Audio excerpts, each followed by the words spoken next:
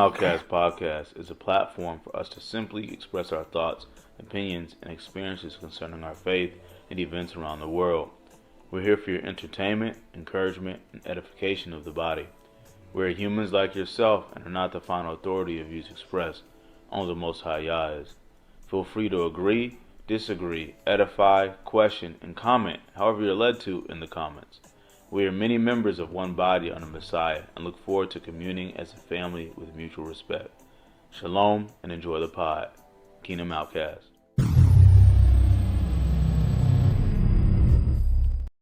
No, it's easy to forget how to be. Right. What's good in Shalom, everybody of Kingdom Outcast podcast. I am one of your hosts, Shock, and we also got Everyone is Dayja, Cohen, Denson. extra emphasis. Beautiful. And it's Eliyahu, Elijah, Cohen, Denson. Yeah. And we're here with another episode. Episode what? 52? Episode 52, podcasting, the truth of the way. Okay. Took a nice little break off. We did. Bear with us. We're trying to remember how to do this exactly. Matter of fact, yeah, bear with me on this part Yeah. too a little bit more, it already looking like it's you against y'all against me. It's already looking like y'all against me with this camera angle here. It's just a little close. Right. Right, set up. Because now we got another angle, and so things have gosh. changed. Yeah. So What have you been up to? What's been going on the last 6 weeks in the world, in life? Let's talk about it. You start, Brandon. Yeah, I start. Yeah, Okay. first. Gotcha. Well, whew. Life has been life. The markets have been absolutely horrible. So trading and market stuff is just ridiculous unless you're in gold and crypto. What else, man? Business has been cool. As far as clients and things of that nature. I think life has been beautiful. A lot of our break has been about you guys in my life. Yeah. Yeah. So, that's been interesting as well. Fun and a blessing. But yeah, I can't say too much is going on. We just had a break and, just ready to get back to, spreading the truth of the way. Yeah. So, Back to work. yeah, back to you guys. Okay. So, of course, Elijah and I got married. We have a visitor today. Hi, Coco. Chloe, you gotta say what's up to the camera. I know, right? It's just coming out of nowhere. Yes, so our wedding Yeah. was on September 20th. So I told Brandon I needed a little break, like a month off from potting, because planning a wedding is no joke. My mom said that this was the hardest thing she's ever done in her life. And she literally said she almost died. I'm like, Mom, you did not. This is dramatic. I can see it in her face. She was like literally, but it turned out beautiful, amazing. I was super, overjoyed, and I felt blessed. We tried to do things our own way. So instead of having a traditional bridal party where you have like groomsmen and bridesmaids, we just kind of had our family, walk and coordinate colors with us. Mm-hmm. Nobody stood, up at the altar except for the two of us and Pastor Omar, Bishop O. He married us. Show them ranks. Look at all that bling, y'all. Bling, bling, bling. Of course, you and Harold did the blowing of the shofar for us, which was a blessing. We wanted to mix in some Hebrew traditions with, our American way. I just think we didn't want to get overly creative with trying to create a Hebrew whole new thing, atmosphere with For it. sure. But Elijah was intentional about wanting us not to necessarily get married under an arch. Mm-hmm. That's kind of a popular backdrop. Mm-hmm. So we had an altar instead. We had the menorah. We did the blowing of the shofar. I still wore white. Mm-hmm. I know that some Hebrews don't really believe in doing a white wedding, Mm-hmm. but I liked the white. I thought it looked clean, and Elijah wore white as well. Yes. Yeah. So we had a lot of fun though. Then my parents threw us an after party at their house. That was great. It was a dry wedding as far as like at the church. We ate. We had a band, and then afterwards, our closest family and friends came to the house, and that's when we turned up. For sure. I had a great time. Yeah. It was a beautiful weekend. My goodness. Yeah, the wedding was awesome.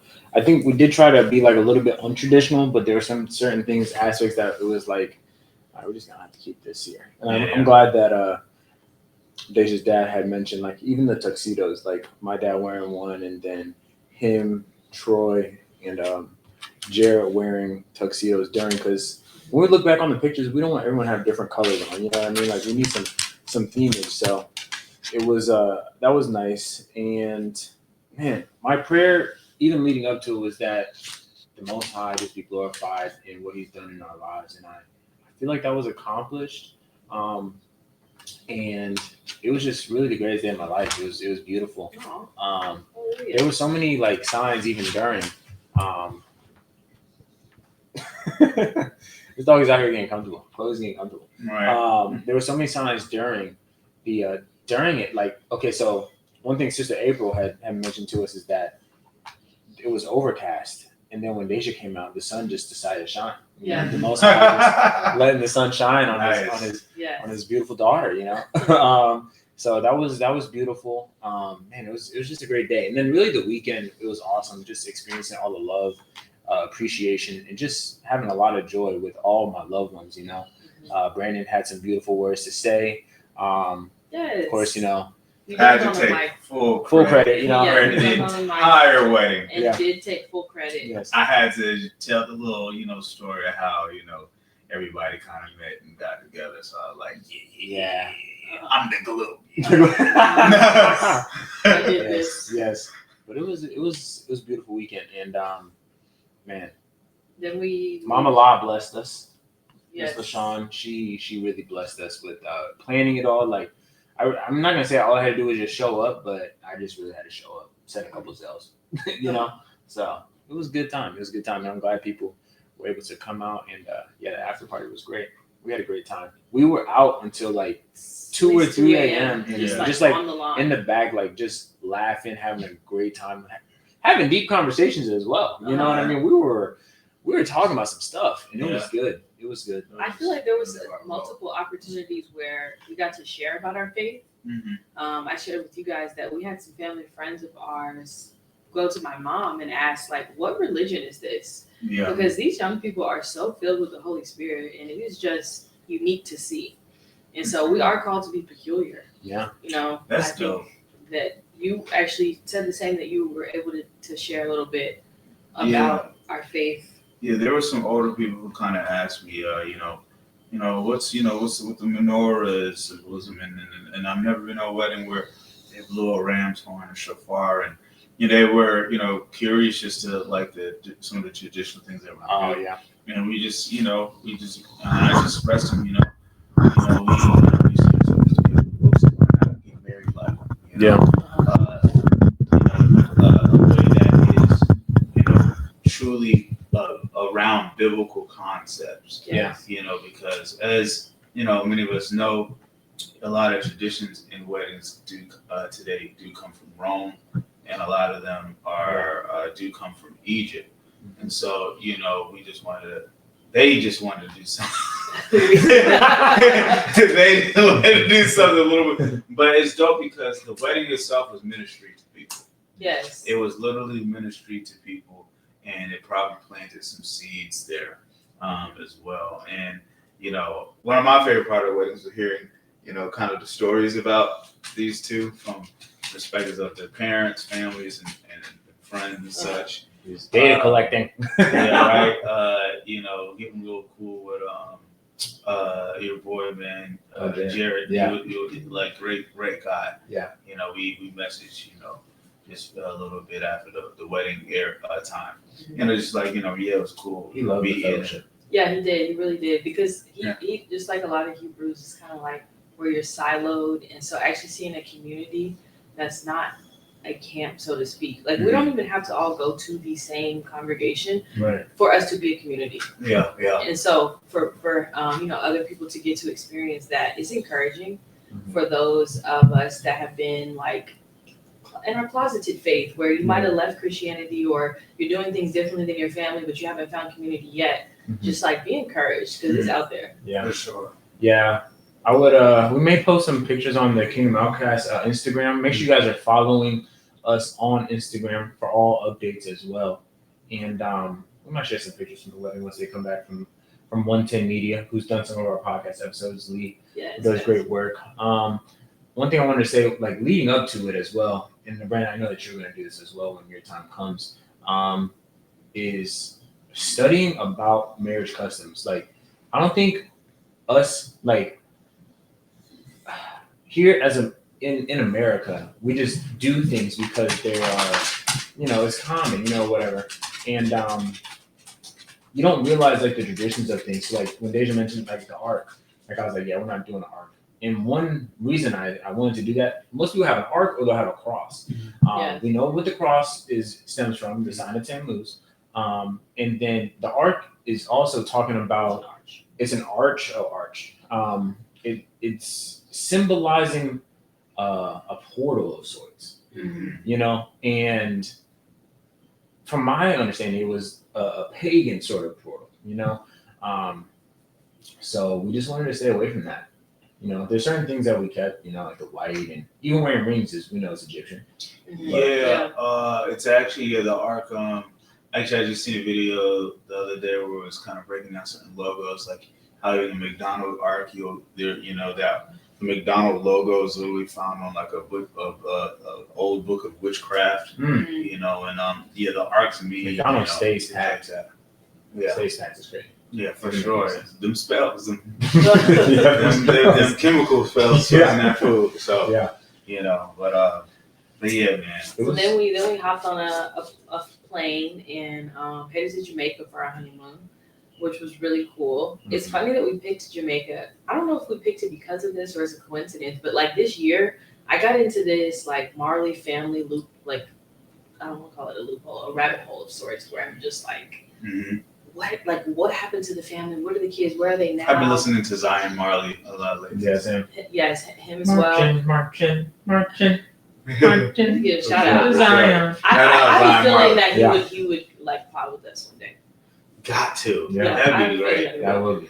But so going to Jamaica, the part that I felt the most I was with us, and I just felt so reassured of his presence. It's like getting off the plane and just being on the resort and things. You're like hearing the music, and it's like so much regular music is praise music.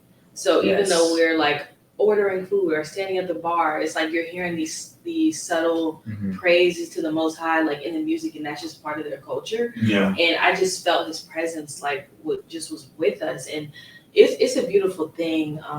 I see that for our people in the future as well, where that's just so ingrained in who we are and in our music and everything that we do. That you could be walking through a mall, so to speak, and praises are just coming over the intercoms. Like that's how I felt out there. Yeah, it was a great time out there, but it was beautiful just to hear constant, like you'll pick up on many things. Like I think that many of them they're aware of who we are.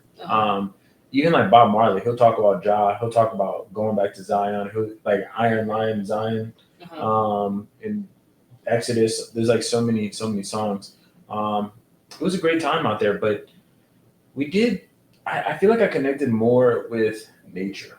I got a deeper appreciation for nature. We did an experience where we went up into the hills of Westmoreland, and I went to a Rastafari village, and they taught us all about the plants and like their use cases for medicinal purposes, for healing purposes, for eating purposes, like being proactive. Like there were so many things. And our tour guide, he was great in how he was just like sharing all about their culture and stuff and explaining the reasoning why behind things.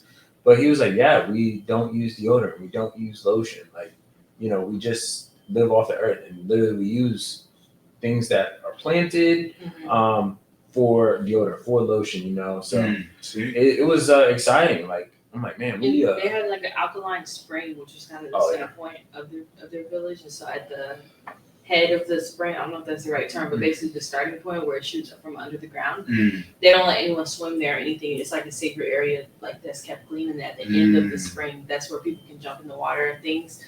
And of course, the spring feeds the community, like they're drinking water, they're bathing water, of course the plants, the animals, like for the spring to be the center point and having a freshwater resource, that's so important. It I kind think of reminds me of there was a certain pool that was really special in Israel. Yes. It was like a pool of healing. A lot of lame people would like lay around it because they believed that an angel would come and heal them. But yeah, what you learn is that their view that actually still stemmed from a level of paganism, but it's still kind of cool how they kind of have a shadow of that, like a sacred spring. And just another pin for those who are thinking like, oh, that's nasty. For one, their diet is much healthier than us, so they're not exuding, musty, smells off of them like we do, because we are more succumb to more poisons in our food and stuff like that. And lemon neutralizes, odors. Dayja had a mosquito bite on her foot, and she put some lemongrass on there. And it went away. No longer itched. It's just like the Most High put everything that we need here on earth. We don't need to go down to Walmart and utilize Old Spice with 80,000 ingredients to make sure that our armpits don't be funky, And now you got rashes and stuff like that. Or bumps. So it's just like it's aluminum. So, man, it was beautiful. That was blessed though. But so coming back. Dayja cooked. I did. I got my bag today. I wish I could put my video up that I made. I was in there. I got some different cute little wedding gifts. So I've been like making videos and chopping and using my wood boards and all my stuff. We were overwhelmingly blessed. We just had we got so many gifts. Like every day we have to go outside and get boxes and break down boxes and figure out where to put all of these things, which is a blessing. Like it's a great problem to have. But our community really showed out. I just feeling all the love. Like, of course, there's the physical items and stuff, but like just the appreciation and the joy that I saw in people, like during the wedding and even after, like First Lady shouting us out as newlyweds. I'm like, man, it's awesome. And I think about he who finds a wife finds a good thing and obtains favor from Yah. And I think about that. Thinking about that verse. I'm just like, this is a different level of favor I was not really even prepared for. We're just like blessings, but all praise to the Most High for allowing me to find a wife and everything just working out so smoothly. This video, this part is y'all official reply to everybody who came. People in PCC are gonna want to hear. That's a good point. Just official, like a thank you. Thank you. Thank you. Thank you. We love y'all and appreciate y'all, and it just meant so much. So it was encouraging. It was. And the last thing I'll say, because we are going to talk about dating, courting, marriage, and to me that ties into community. It was important to me that children were able to attend the wedding. A lot of times kids are excluded from weddings because different various reasons, inconvenience, maybe cost, maybe extra seating. But I wanted for the young people to be able to have that experience, to have something to aspire toward. So like, for example, Rachel and Thomas, they brought their 4 kids, and their kids are like early 20s to teens, and they have 2 girls, 2 boys. And it was like, she's like, their daughter's face is just like lit up, as I was walking down the aisle, because it's like, oh my gosh, it's like a dream for like a young woman. We don't want to idolize the act of having a wedding. It's about marriage, but we want for our young people in the community to strive and aspire toward marriage. We want to give them something to look forward to. This is clippable right here. Okay, she said we don't want to aspire to the wedding, or to idolize the wedding, but we want to aspire to the marriage. And that is, I think that's a bigger statement than you realize. Because that's honestly what people are doing kind of in the country. Like a lot of people idolize, I want the wedding, I want to do this, I want to spend $100,000 for this and this and that. So and next thing you know, they're divorced in like the next 2 months. And it was all about the wedding and extravagant and showing off for the people and throwing a party. And it's like, man, this is about y'all forever union.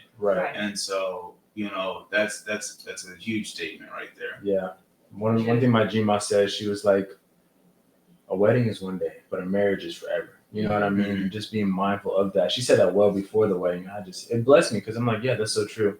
But I thought it was awesome that we did have, kids there. and I thought it was cute where Miss Israel and Danielle were dancing, and then their daughters were just like over there watching and laughing. I'm like, oh my like God. their parents aren't real people or something. Like, our parents are flirting with each other and dancing. They probably never see him in that kind of light, like you know. It's like I never really see my dad dance. Yeah. But that's because the Church of God and certain church hurt. But now he's just now come to a place where, man, I don't care. You know what I mean? Because he's a praiser. He's a wild praiser too. Oh yeah. Okay. Yeah, he's jumping. I can't wait for your wedding. I know. That's gonna be a good one. We're gonna be turned. Oh man, yeah, it's gonna be a party. It's gonna be a party. Yeah. But all right. Precept. Precept. All right, let's get to this precept, you guys. So we're gonna have a short precept here. It's gonna be Matthew 25, 13, and 14. I was gonna do all the way to 34, but yeah, we're gonna keep it with Matthew 25, 13, and 14. So watch therefore, for ye know neither the day nor the hour when the Son of Adam comes. For the kingdom of heaven is as a man traveling into a far country, who called his own servants and delivered unto him his goods. And it does get into about the talents, the servants and increasing. But the word I wanted to really focus on here is watch. Okay, the Hebrew word watch, right? Ooh. Yeah. Now, if you are to say, go to Strong's Concordance, we're going to break this down in Strong's Concordance, and we're going to break this down in the Proto-Sinaitic Hebrew. Okay, so the word is shakad. Strong's 8245 shakad. It's a verb. Okay, KJV, hasten, remain, watch for.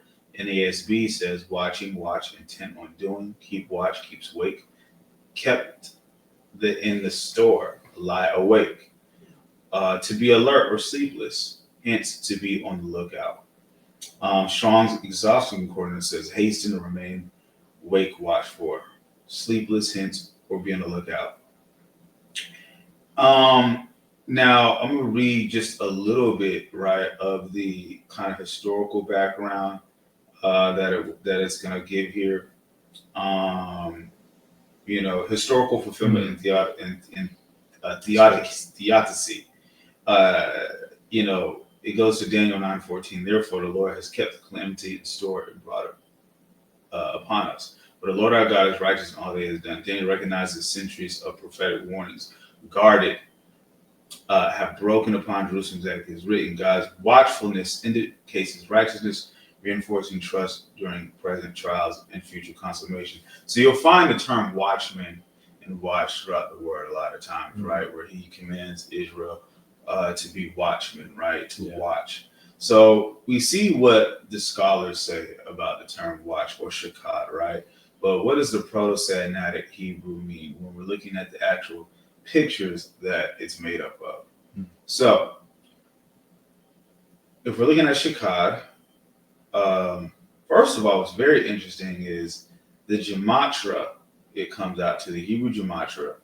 You have shin, which is two front teeth, right? It means two teeth or sharp, press, eat, consume, sharpness, devour, destroy, crush, fire, remove.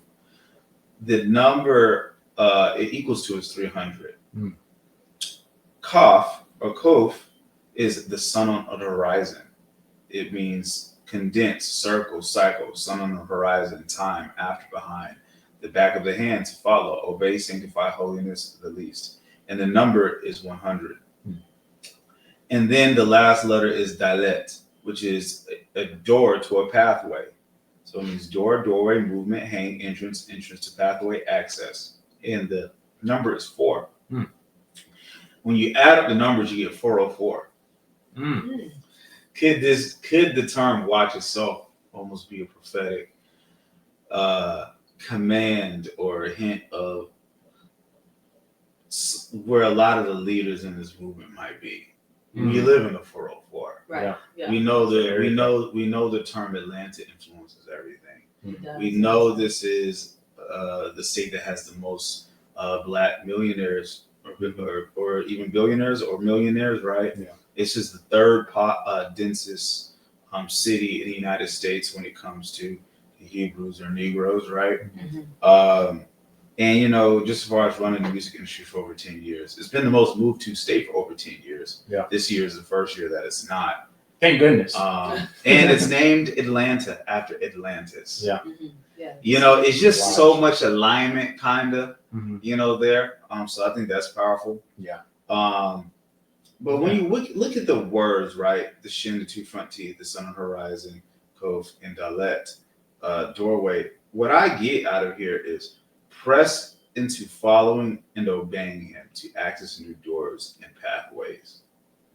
So press into, right, from shin, following and obeying him, right, which you get obeying him, right, which you get from pressing the following, obeying him into accessing new doors and pathways. So the doors and pathways is dalet.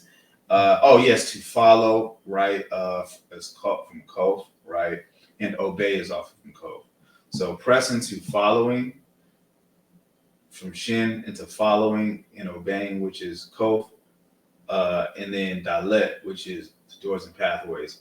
So it's like showing the word shakad or watch isn't just to see and watch, right? But it's also about obedience. Mm-hmm. It's also into following him. Yeah. You know, when you follow him, he's going to lead you into those doorways and pathways, or allow you to see the doors and pathways, right? Yeah. That's good. So it's very powerful when you see that. Not just watch, you know, like the grandmothers, you know, always do, because they're the oldest. They're not the oldest. They're the ones who are up at night, right? Yeah. Or like when we went to Kenya, we kind of learned about how grandmothers would live by the gate because they were the watchmen of the tribe, right? Being up. But it means obedience and following him. So, yeah. That is good. The first thing that comes to mind with it is like the importance of understanding the deeper meaning of words, in that there's a big difference between to look or to watch. Mm-hmm. Watch is intentional. Mm-hmm. So you can just have your eyes open and be looking, but you're not expecting. If you're watching, there's an expectation with it, there's an intentionality with it.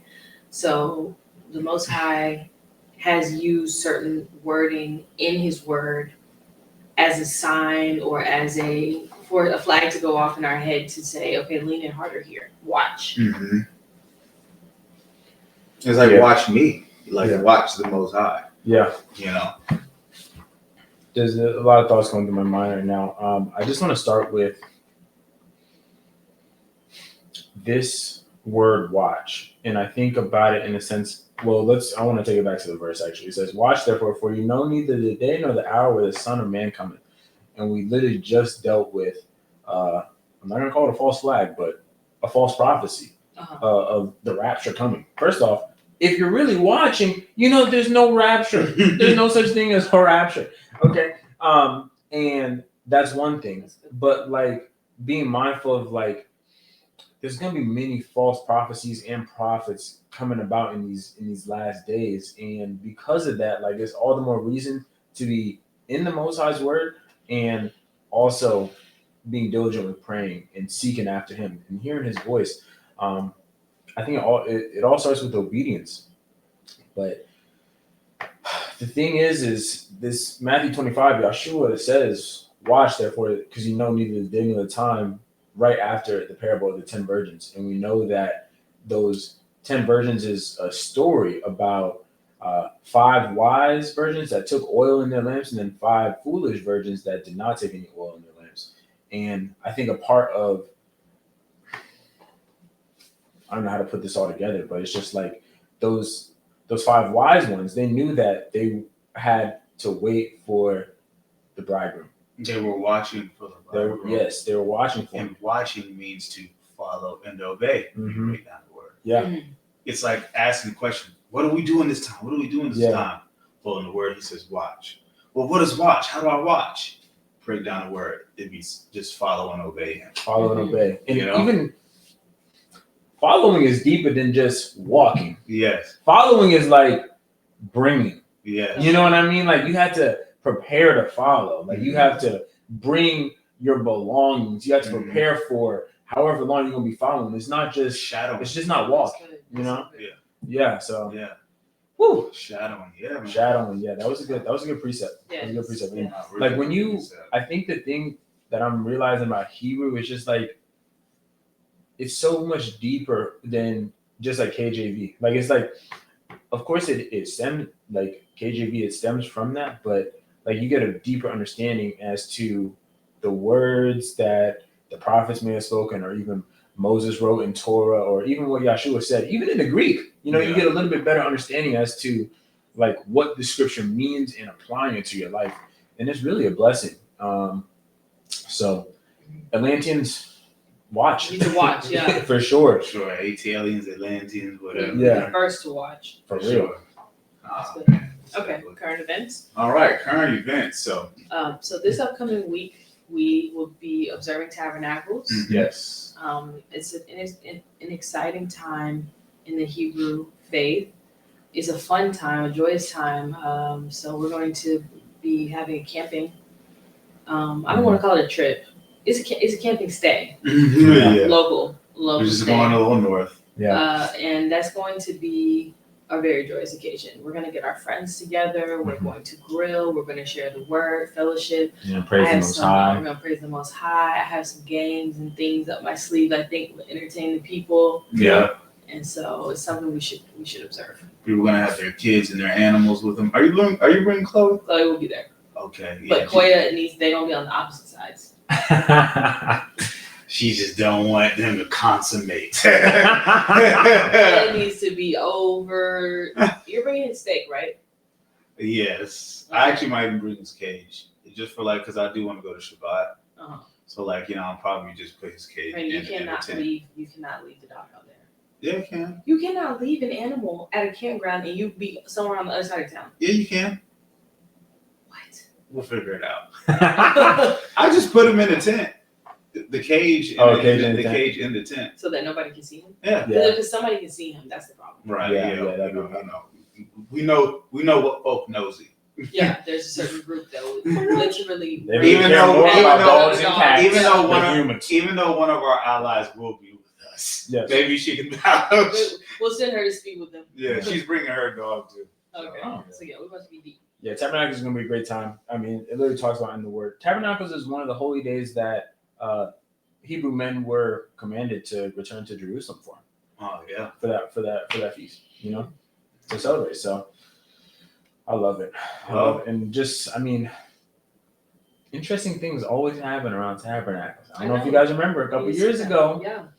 When we were celebrating Tabernacles in Alabama. It was October 7th. Yeah. 2023. Which, when they said that was Pastor O's birthday. Yeah. Mm-hmm. Remember I said, according to scholars, they believe Yahushua was born at Tabernacles or around the time of Tabernacles. His birthday is on Tabernacles, 404 watch. Also, Kadash comes out to 404 too, to be holy, set apart, consecrated. I think that can be a symbol of he's set apart. Yeah, I think he is a lot bigger to what the Most High is doing in the movement than what is being revealed at this time, because the Most High is going to reveal it in His time. In His time, yeah. Yeah, it's kind of like when Israel was going off about how he tricked him into thinking that he's going to be tossing the ball at the baseball game. Uh-huh. But, he was like, no. And he's like, he's joking, but he's like, it's not my time. Still his hitting one, Yes. Yeah. But no, just alignment. But I'll never forget looking at my phone, going through this thing, and then I was just like, you guys, World War III then just kicked off. Look at what's going on, and we all also. And while we are tabernacling and being safe, people think other people, they're not being invaded, right? Invaded and bombing and just which are probably false flags or inside jobs and all different type of things. Yeah, but just kind of. The sign is on the people, man, and that's why it's so important to understand who the people are, because to understand what prophecy is happening, you have to look at the people, what's going on with the people. Yeah. If you look at the wrong people, you'll be deterred. If you look at the right people, you'll be more in alignment. Right. Watch. Got to. Shakad. Yeah. Let's talk about Nigeria. All right. Yeah. So, do we have an article? So yeah, we have an article here. So we're here on CNN.com with this article. Obviously, we don't even call ourselves Hebrew Israelites, even though we also know that we don't call ourselves Christians. But at the end of the day, there are true believers in every sect and denomination. And there are those who aren't necessarily, right?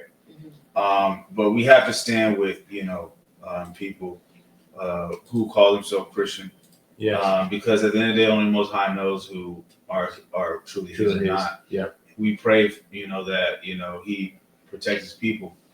Here we have an article about the genocide that's kind of been happening in West Africa. On Newsweek, here we have 7,000 Christians have been killed in Nigeria this year, a group says. And more than 7,000 Christians have been killed in Nigeria during the first 220 days of 2025. A civil society watchdog said this is an average of 35 killings a day. According to the recent report published by Nigeria-based human rights NGO International Society for Civil Liberties and Rule of Law, Newsweek has contacted the Nigerian Ministry of Humanitarian Affairs and National Human Rights Commission via email for comment. Why it matters. Nigeria has long been an epicenter of Christian persecution.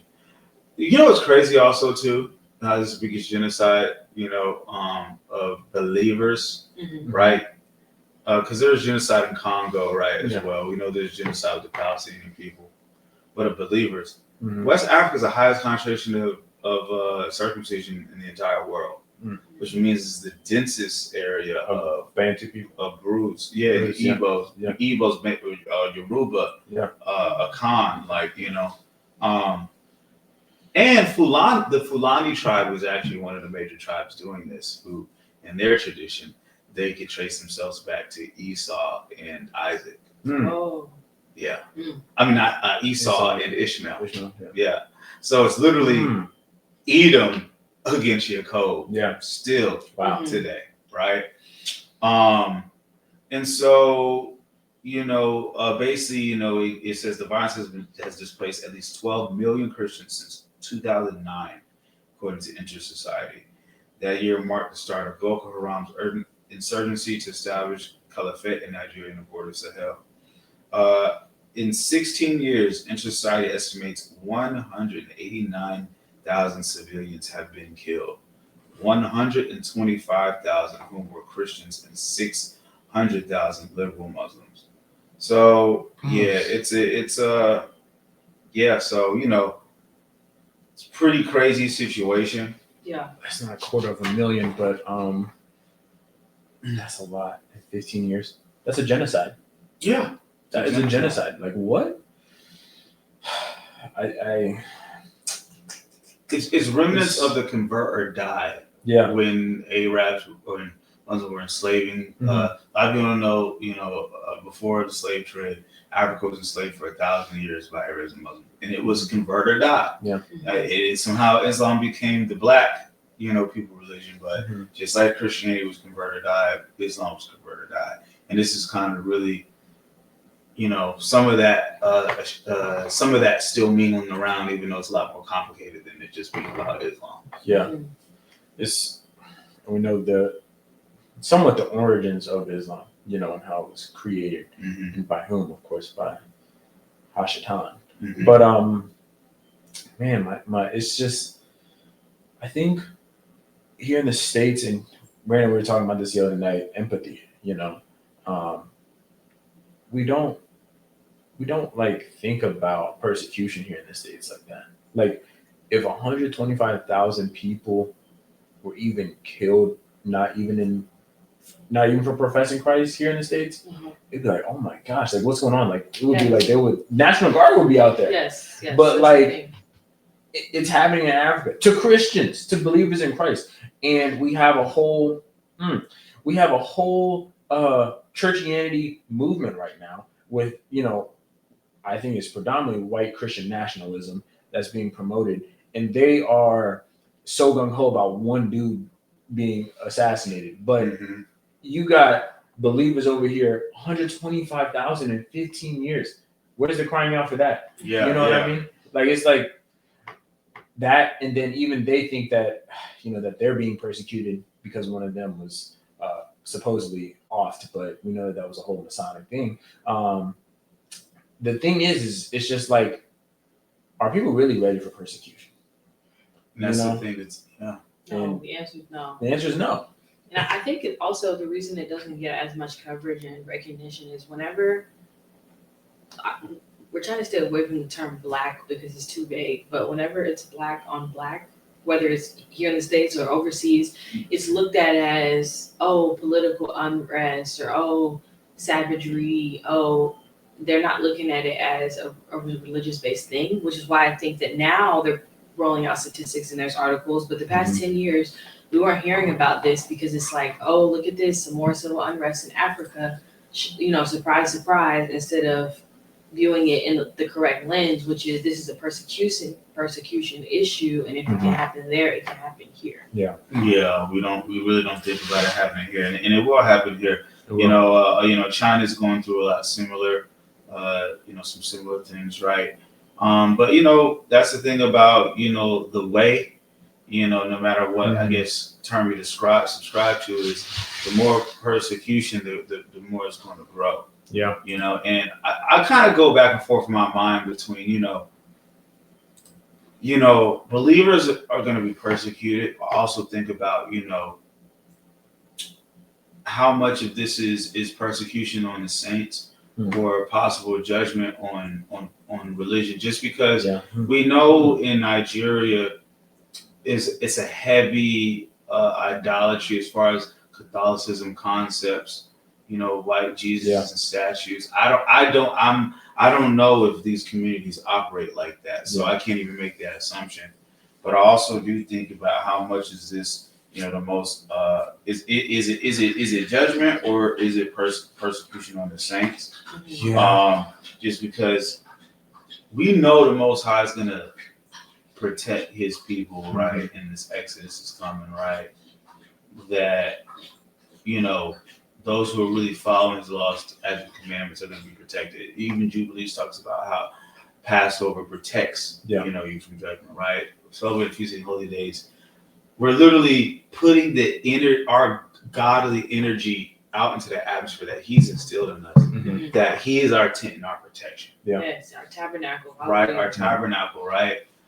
Those who who have an affinity for God but aren't doing these things, how much protection do they get to experience? Is there a level of judgment of not having read the word for yourself and you're kind of still doing these traditions? Or is it a thing of the Most High sees the heart, He but your ignorance allows you to not have earthly protection, even though you have spiritual salvation.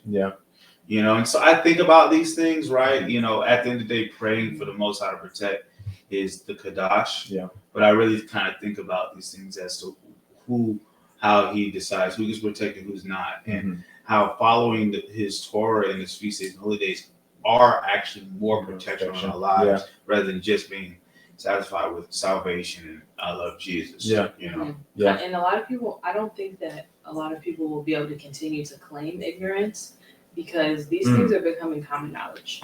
So there was a time where there was just pure widespread ignorance, and some people came into that understanding and changed ways. They changed their ways and they truly repented. But here shortly, these things are just going to be everyday common knowledge. You won't even be shocking a person when you tell them some of these truths. It's just going to be whether you decided to act upon it or not. I was actually listening to Joe Budden podcast the other day. I know you also listen. And it's like they made a quick joke and kind of smoothed over it real fast on something where I'm like, oh, wait, hold up. Play that back. Oh, yeah. It was Mark Lamont Hill said that, what's the artist's name that he was with? Kendrick. Jay Electronic. Jay Electronic dropped a new album. And he's like, Mark Lamont was like, have you guys heard this? And so the new chick, she was like, what are you, an Israelite or something? And then Mark Lamont was like, nah. But if you want to know the truth, and then Joe jumped in and was like, let me tell you the truth, my sister. And then they all laughed and moved on. Wait. Yeah. You know, and Mark is the one who's talked to the leader of demonic Israel. Oh. You know, he's talked to certain people. He won't talk to Ron Dalton though. No. Okay. Ron, right? You know, and so, but his dad was also a Mason. Mm-hmm. Actually, he talked about an episode, Yeah. and then Flip asks, he tries to dig into it, and then they try to shut him up. Yeah. You know what I mean? Like, so, you know, again, these people be knowing stuff. They don't want to talk about it. Yeah. They, you know, he'll talk about Palestine and what Israel's doing, but all of that is cool.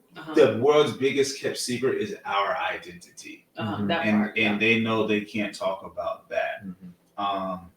But at the end of the day, I pray for our brothers and sisters in Africa to come into the full truth of the Most High, that they can experience His protection.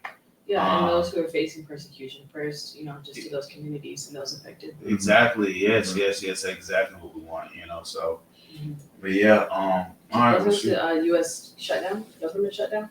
Oh yes, U.S. government shutdown. So I don't know if you guys know this out there, because apparently it's not directly relevant to our everyday lives, but our government is shut down. Yeah.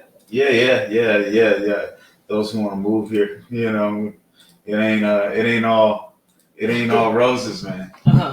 So October 4th, 2025, government shutdown updates. Okay. So what we cover here, we're gonna go into. It's been 4 days and 15 hours since the government shut down. Wait, can we discuss what caused the shutdown? The shutdown happened because the federal government ain't got no money, and they have not been able to pass a spending bill, essentially, like a bill on budget. They have not been able to agree on the things. Oh, okay, got you. So what it says here is shutdown day 4. Lawmakers left Washington for the weekend, appearing no closer to a deal to fund the federal government. Democrats are at an impasse with Republicans and President Donald Trump over enhanced Obamacare subsidies. With no votes expected over the weekend, the shutdown would drag into next week. Firing loom, agencies and activities deemed essential are still open, but many employees will be working without a paycheck, and the Trump administration has signaled thousands of government layoffs could begin soon. Yeah, consolidating the government basically become more of a tyranny, so there's more power in less people's hands is really big with this too. Impact around the country. Federal workers are spread across the U.S., with many living far from Washington. Americans tell CNN they're starting to feel the impacts on everyday life. Is the shutdown affecting you? Tell us about it. Let's talk about it. Is the shutdown affecting me? I'm gonna go with no, because I almost wasn't aware. Yeah, it's not affecting us yet. Eventually it will, I think. I'm trying to get some clips on this. It's affected some of my day trades. It's affected some of my market stuff. Yeah. But other than that, not I really. did have to call the IRS for some work-related stuff, and that was a nightmare. Yeah. I was on hold, and the line just like beeps, and then nothing happens, and then you call again and again, and the automated message. It's almost like they want to infuriate people. Like, in the middle of telling you an instruction or a button to push, it would just like go totally silent. Oh, like, wow. Sorry, we cannot understand your response. Like, one. Yeah. So I mean, I don't know if that's an effect. I mean, you need people at the the IRS to answer the phone related to taxes and various things. Yeah, like because they say they want their money. forms. You know. Yeah. They're gonna send you a bill if they need it. They don't reach out to you.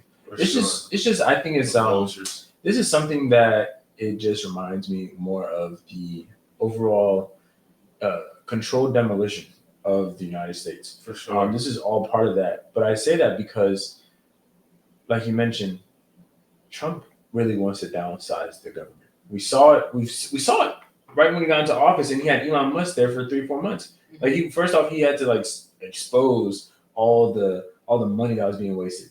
Okay. It's just it'll be it'll be easier for the Trump administration and the next administration that comes out of that, which is likely going to be, Trump's people. It's going to be easier for them to control with less people making decisions. Mm-hmm. And they definitely could have reached a deal. It's like, but we had to realize that these are right wing, left wing, same bird. It's the same bird, So like, it's not like of course the media is going to paint it like, oh, the Democrats are doing this, and then the Republicans aren't giving subsidies on this. These niggas have parties together. Uh-huh. They have fun. Yeah. They have fun. Yeah. It's like what? Yeah. Like you're trying to. This picture's being painted. And their leaders and their employees, like, yeah, it's this is all a part of the plan, you guys. Yeah. It's all a part of the plan. Like, you got to just think, how's the United States going to be where it is if the United Nations has a 2030 agenda for the entire world, Mm-hmm. And then we're talking about a bunch of wealthy people who can't come to a decision on certain things. So a bunch of lower class, middle class Americans are missing out on paychecks and ability to pay rent and buy groceries because they can't make a decision at the table. Yeah. That's what it is. Imagine, Mm-hmm. Imagine us continuing to go to work for the next 7 to 14 days and missing 1, 2, 3 pay periods. Like, at a certain point, we would be in real trouble. Yeah. And they said with no deal in sight. Yeah, which is crazy. And I saw a video of this guy he broke it down. He said, okay, if the government shutdown lasts for 3 weeks, there's not going to be any SNAP. There's not going to be any EBT. There's Social Security checks aren't going to get sent out. Children are going to go hungry. Yeah, like, school lunches. Like, these things are not going to get paid for. And what's going to happen then? People going to take to the streets. This is a way to stomp out the middle class, though. Yeah. We already kind of knew this when the presidency kind of started. Like, by the end of the presidency, there's going to be probably barely any middle class. There's going to be your rich and your poor. Yeah. And what about us, though? We're going to be rich. I mean, well, shoot, we are. We're the Kadash. Yeah. Okay. The set apart ones. Yeah. You know what I'm saying? If we're even here, we don't gotta. Yeah. We don't gotta worry Set about apart. it. Those in the world. Hey. Yeah. What's the Hunger Games quote? Not the "May the Force be with you." Oh yes, it is. It's something like that. No. It's something. Oh, may the odds ever be in your favor. May the odds be in your favor, but the Kadash Oh my God. and the set apart, we gonna be good. The Most High is always going to provide for us. That's why we have nothing to worry about, especially in these times. You said it earlier, Brandon, or yesterday, but I'm kind of joyful about right now. You know what I mean? It's like it's exciting to see. Like, this is like, we here. Yeah, the Most High is moving. He's moving blatantly and openly. It's only not exciting if you don't know the truth and know who you are and know what the word says. Like, I mean, it's an honor to watch the fall of Western society. It's an honor to watch. And even though we live in that Western society, it's an honor to watch it, and then to see the rise of, because France crashed. Okay, because, let's roll into that. Yeah. So we're getting into that. Like, the French government, crashed. And what happened before this? Because of Brigitte Macron. Well, what? No, it's not literally, but some say yeah. like because of Candace and her insistence upon exposing this woman.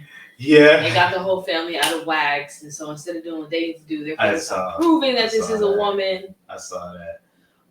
Well, the African countries kicked the French out. Oh yeah. They literally have no hold on any African country anymore. Good. And now France has crashed. You gotta fight it. But that tells you that they are so reliant. But they were literally that's so bolsterish. Yeah. You know what I mean? Like your economy can't stand by itself without you stealing minerals and resources from these African countries. Yeah. Yeah. So but yeah, and also, Vietnam, they closed like 86 million banks. We got a week after Thailand froze 3 million. So more government crashing. Vietnam is basically these banks have failed to meet biometric verification standards. Yes. Digital ID. Yes. The state. What? The state. Click here. Let's create a clip. Click you on. Vietnam is preparing to close 86 million bank accounts that failed to meet biometric verification standards. The The State Bank of Vietnam confirmed that the move will take effect by September. The decision comes as a part of efforts to secure. Wait a second. Brandon, can you stop? Let me read and you react because it'll be on camera. Okay. Vietnam closes another 86 million bank accounts a week after Thailand froze 3 million. Vietnam is preparing to close 86 million bank accounts that failed to meet biometric verification standards. The State Bank of Vietnam, confirmed that the move will take effect by September. This decision comes as a part of an effort to secure the country's financial system, curb fraud, and push towards a cashless society. Oh my goodness. Yes. That's scary, you guys. That's not funny. So they just froze 86 million people's bank accounts. I mean, that's wild. Because That's a lot of failed people. to give them their biodata. That's most of the population. it's like I hate to tell you that I told you so, but I told you. Like, you know what I mean? It's literally all coming to fruition. Yeah. Honestly, a lot more of stuff like this has happened in other countries over the last just 2 weeks. Yeah. You know, I just decided not to spam our group chat, you know, Okay. to respect. Yeah, you know what I'm Well, the saying? rapture was supposed to happen while we were out at the pool. We didn't even talk about that. Yeah. I mean, the guy has literally like, He I disappeared. watched the live. You got the video of a bunch of I saw that, yeah. African folks standing outside Yeah. waiting to be. They were like this, He probably. putting out apologies. Come get me, please. He did put out- Oh, he did? Yeah, Okay. and then saying, "Well, it's this day." Yeah. It's a bunch of He's gonna. I promise you, he's gonna disappear off the internet because you can't do all that and then be like so wrong. Right, you gotta change your name and identity. You can't. He Yeah. was outside waiting to Oh. be taken. But Please, Lord. this does parlay into the overall 2030 agenda of digital IDs. With Vietnam pulling this sort of stunt, like, Yeah, it's talking about crypto yeah. and all that in here, so I don't even gotta read it. We already know what it is. Yeah. So I wonder what the locals will do. So say you are like trying to fight the power and the force that be in these things, and you live in Vietnam. They're doing this with a bank account. What's next? What do you do? Well, you have to get one. You have to get your biometric scanned, or if you have physical assets that retain their store value, then you can utilize that for your transactions. But it's likely that you're still not going to be able to make purchases unless you have a lot. This is why we have to live like the Nazarenes, man. We gotta start kind of building our own system of barter, trade, and survival. That for those of us who's going to be excommunicado from society, that don't want to, do these things, and eventually have to take the mark of the beast, right? It's really our own economy It's that we're developing. But yeah. It's also interesting that it's Vietnam because Vietnam's not necessarily one of the more developed nations, which means that they have a plethora of various groups of people who probably still live in a more primitive manner. Yeah. It'd be like them saying they're taking this to Congo. Some people don't use banks anyway. It's like the unbanked, like you were, kind of. Yeah. You were posting about on the Money Pot page. Yeah. Why are they trying to bank the unbanked? Like a lot of people in Vietnam probably already don't use the system. Yeah. The thing with banking the unbanked is everyone has smartphones. So there's a lot of people who aren't in the financial account ecosystem. So that's just all part of the agenda. Even, Jamaica's on the working with it. We see Asian countries are working with it. Mm-hmm. African countries are working with it. Like it's not just here in the West, so I think it's just something to be mindful of and it's going to parlay into the digital ID. So we see that the United Kingdom is making the digital ID mandatory now. Dayja and I experienced not the digital ID, but now the process of traveling overseas, you don't even get your passport stamped anymore. Yeah, when you go through customs now, you don't talk to a human at all. They don't stamp a passport. They literally scan your eyes and let you through. Or they give you a separate message and make you go to another window. Yeah. But you don't even know why you're getting pulled. Yeah. Yes. I couldn't believe Who voted for this? And it was in both airports, there and back. Yeah.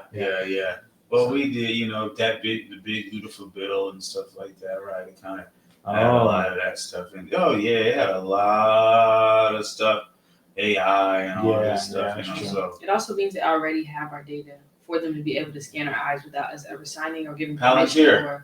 Palantir is a company. Israeli owned, by the way. They've even taken over Crunchyroll, TikTok. What's Crunchy? Okay, yeah. Oh, that's anime. Like imagine it, the anime community's been in an uproar over the last. I bet. It's like, it's so annoying because you like utilizing technology. I mean, we got these screens here and everything. Right. But soon it's like, dang, I can't even use the technology because I got a freaking. It's part of the beast system, you know. Like that's what they're doing. These companies. It's not you actually own them. It's more like, no, you're just leasing this equipment and you're gonna play by our terms and conditions. If you don't agree, you're not gonna be able to use it. If you do agree, you're selling your soul. Basically, it's like the Most High is saying, look, you're going to have people over here who choose the world, so they get to use all this technology that they only really got because the fallen angels taught them this stuff. Yeah. And then you got the set apart who I'm gonna make them and prune them to have to just rely on me. Yeah. You're going back to the ancient path, the Stonehenge ways. You know what I'm For saying? the time being, though, we got to find somewhere in the middle because Yeah, we for want sure. to travel. Like we're talking about going to the continent, in 2026. Sure. We're gonna get our eyes scanned until for some reason we can't, or they don't, or they change it, or there's another way to get there. If we want to travel, we literally have to use the system. Yeah. It's the Most High is always gonna make a way for us. He's our way maker. That's the thing that we have to continue to understand. And I just foresee, when we are in our own land, we'll have our own economy. I think we'll still be able to use the technology as well. For sure. Would that be because it's the people behind the technology. For sure. So we'll have our own leaders and our own business leaders. It'll be interesting. Will it be a different technology that the Most High just throws at us? Yeah. Who knows? But That's good. Yeah. Well, our last one, we got this ICE article about ICE. Oh yes. Deporting Americans. 37 people arrested and American kids separated from parents after ICE raid at Chicago apartments. I also saw some videos on Instagram. Oh, so it's real. People talking about this. So are these black people? Yes. Adults and children alike are pulled from the Chicago apartments, crying and screaming during a large overnight raid that left tenants neighbors shaken. Quote, I've been on military bases for a good portion of my life, unquote, said Darrell Ballard, who lives in the building next door. And the activity I saw, it was an invasion.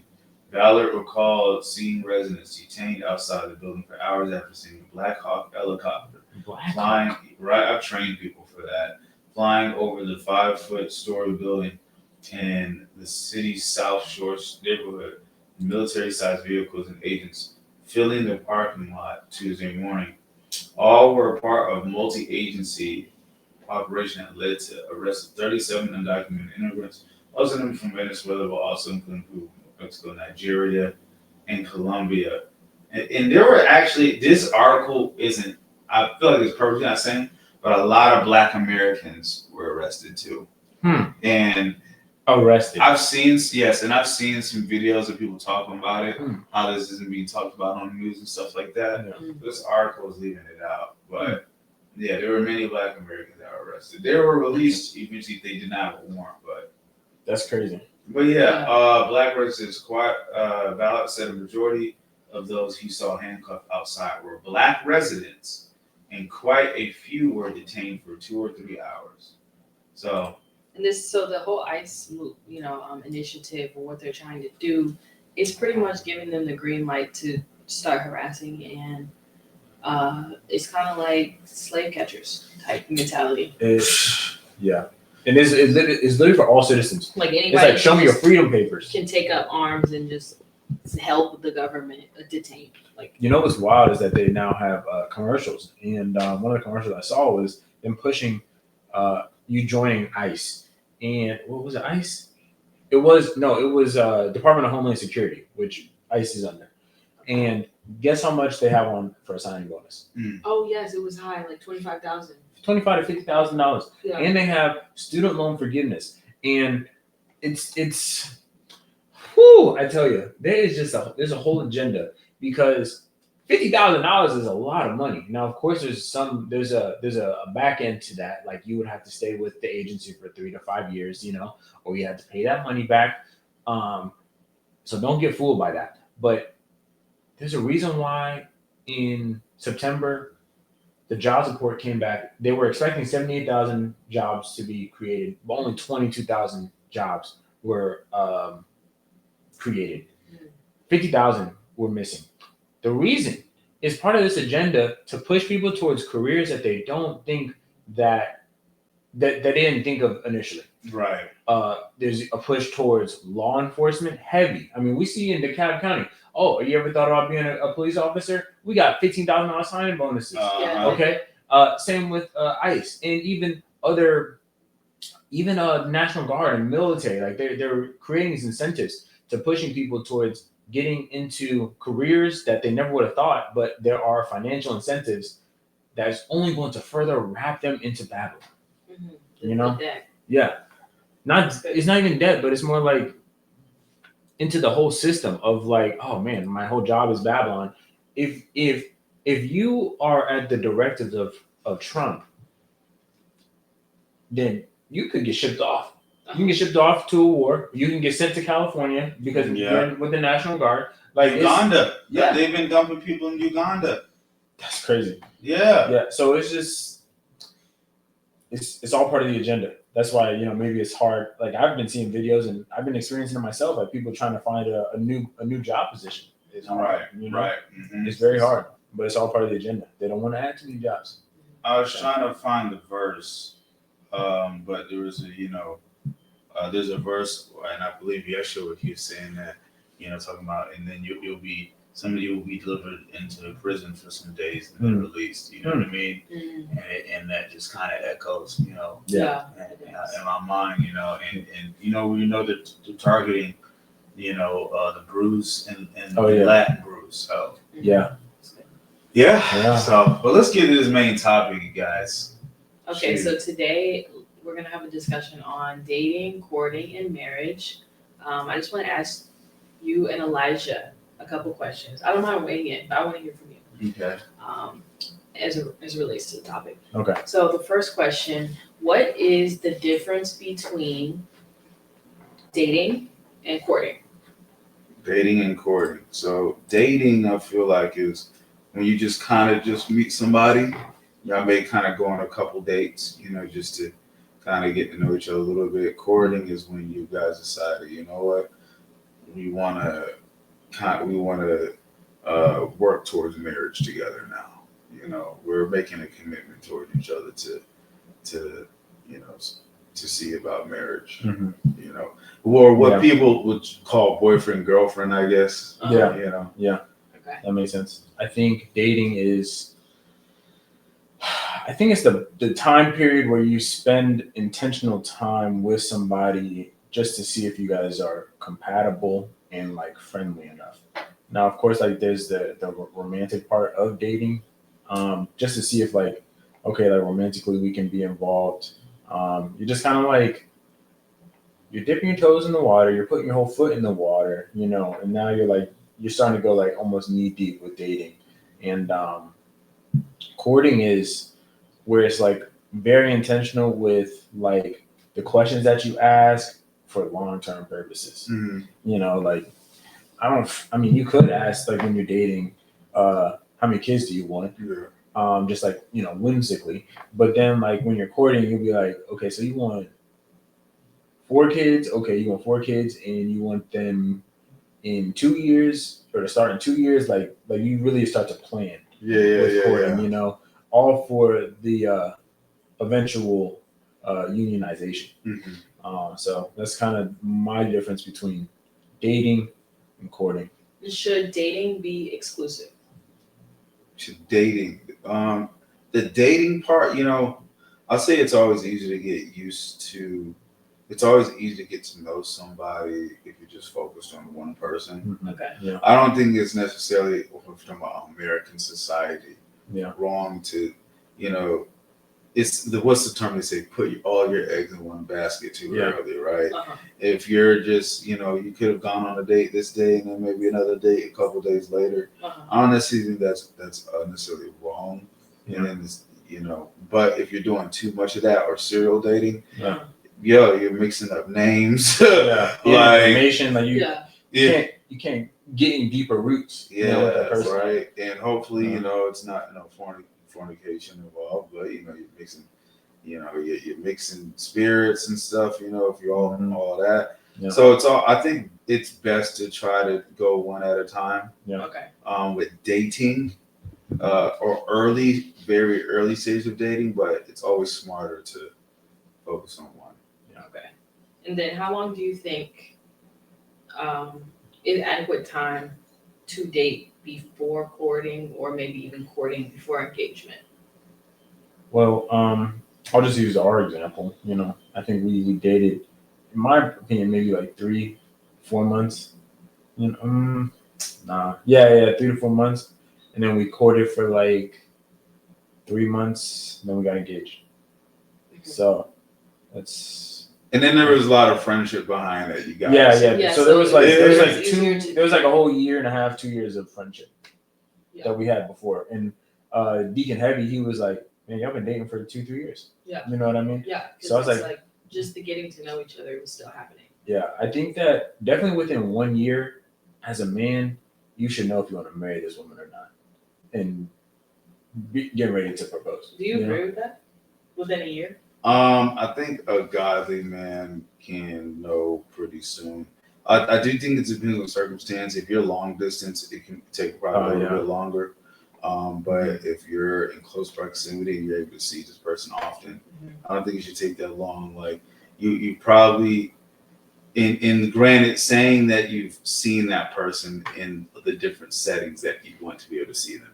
Yeah, you want to see how they are around family. You want to see how they are around friends. Yeah, you want to see how they are when going on trips. Y'all got all of that. You know what I'm saying? Traveling together is good. Sometimes it's a little bit more drawn out for other people between those milestones. Mm-hmm. I won't say Sometimes traveling it's together is quicker. good. That's not necessarily true, because you could cause you to fall into sin to travel together.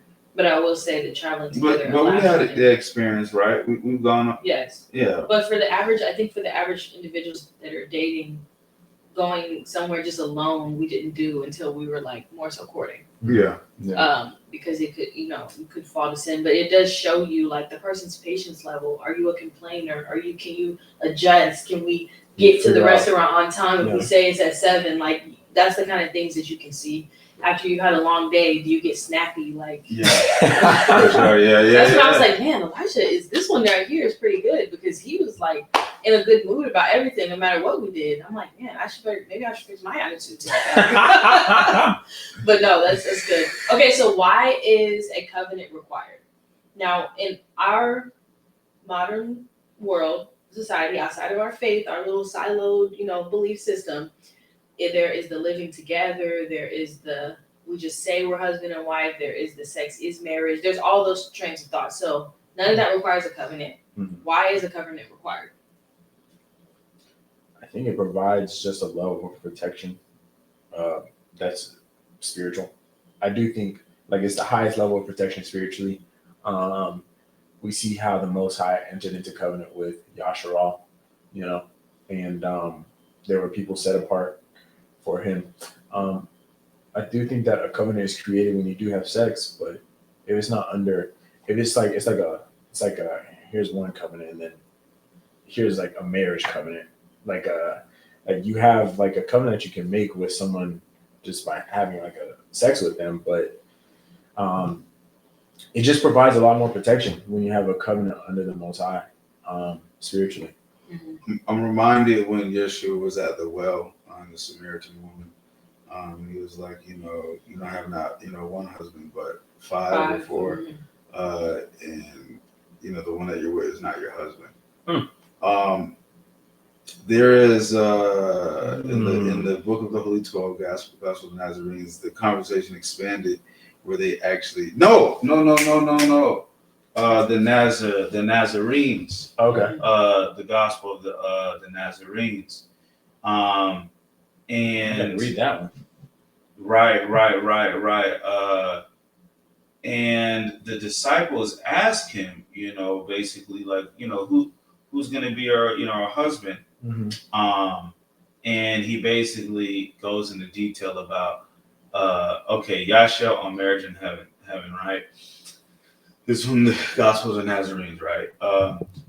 The one who had remained with Yahushua said, Master, I am puzzled. This woman had many husbands. Tell us which one will be her husband in heaven. Mhm. Oh, yeah. Yahusha said, in heaven there is neither marriage nor given in marriage, for there the promises of marriage are fulfilled.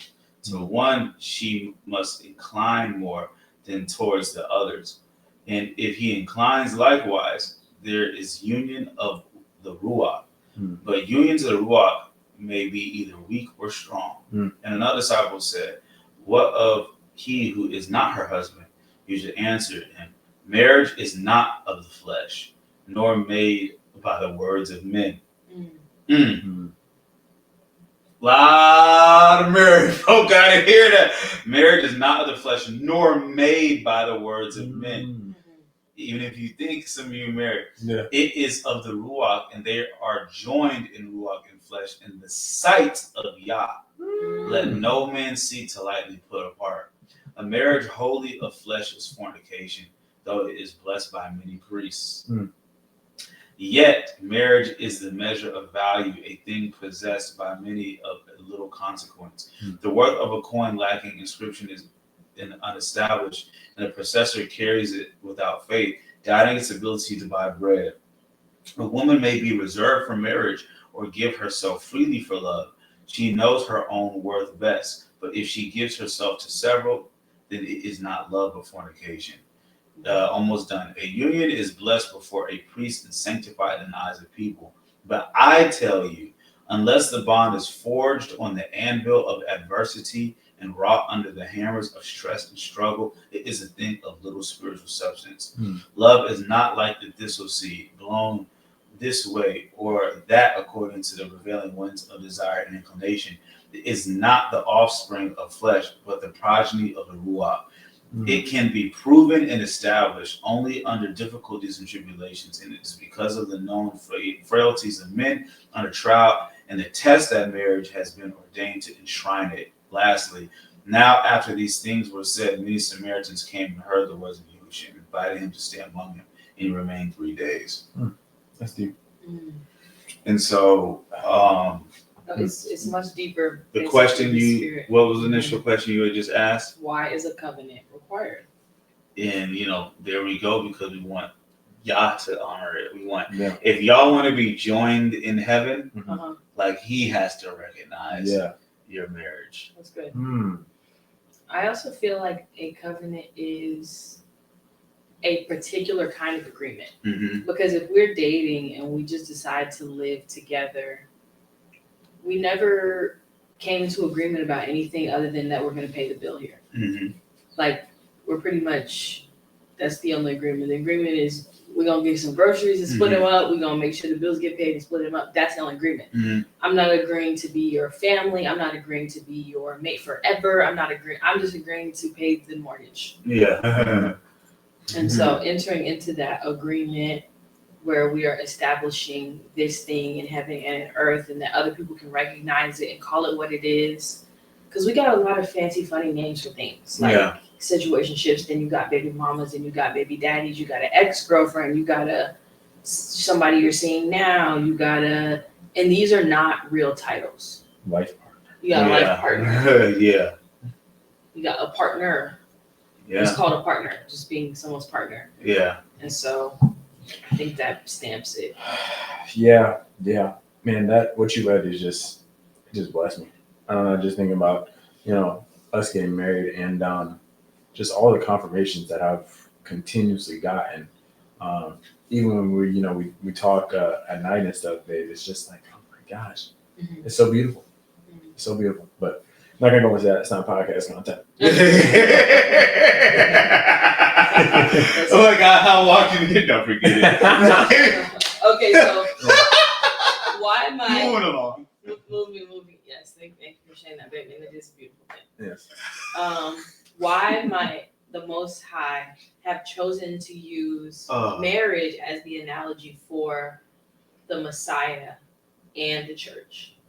He could have used anything. Marriage is that important to him. Why do we think that he chose that picture of a covenant? Because, if I may, the first covenant we see that's made or that is a marriage covenant is Adam and Eve, right? and Adam is the first Adam. Yahusha Mhm. is the second Adam, Mhm. right? The last Adam, Mhm. right? And we know the word, says like the church is his bride. Mhm. You know what I mean? He's the husbandman. Mhm. You know what I mean? And that, I think one of the most powerful verses to really just kind of give the picture is it says, husbands love your wives like the Messiah loves the church. Mhm. And and that's what it is. It comes to remember Old Testament scripture where the Most High is like pleading to the prophets, that Yasharal is like a fornicating woman, Oh yeah. she whores after other gods, after I've done so much for her. Or even is the prophet Hosea that the Most High had him marry a woman that kept cheating on him? It was Amos or Hosea or Amos, but one of the story. one of what's called the minor prophets. The Most Yeah. High commanded him to marry this woman that kept cheating, Yeah. and he had to keep forgiving. Yeah. And the Most High would not let him To understand. leave her woman. Yeah. And this was like this is Israel. Yeah. This is Israel, and it's just to really show the most how much he loves us, Yeah. and how we're supposed to love him. It's the same way how he commands for a husband and wife to love each other. Yeah. And so Unconditionally, I think is one of the things I think about with how the Most High loves us in Christ, and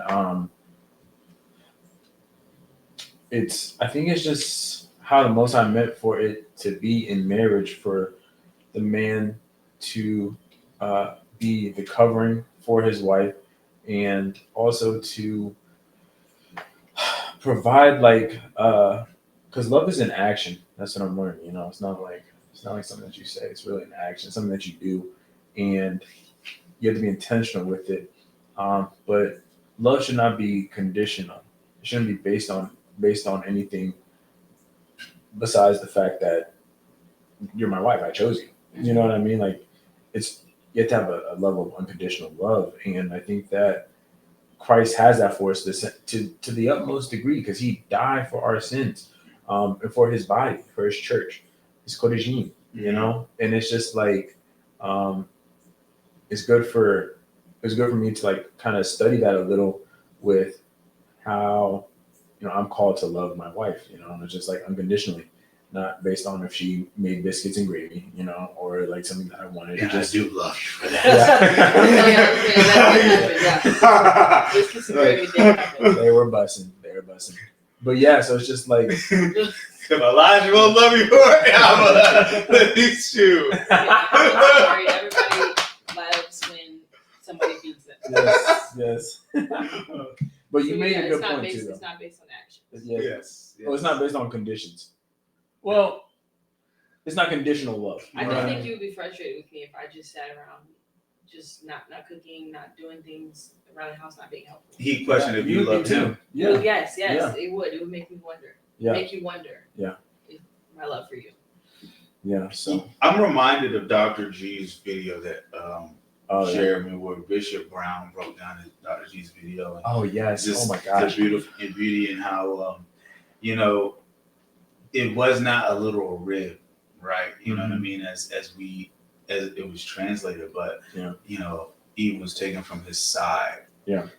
As if she was always there. Yeah. You know what I mean? And so kind of even just the help me aspect, like it's cool, but they really are partners. Yeah. You know what I'm saying? They're partners in creation. Yeah. Partners in the first of humanity. Yeah.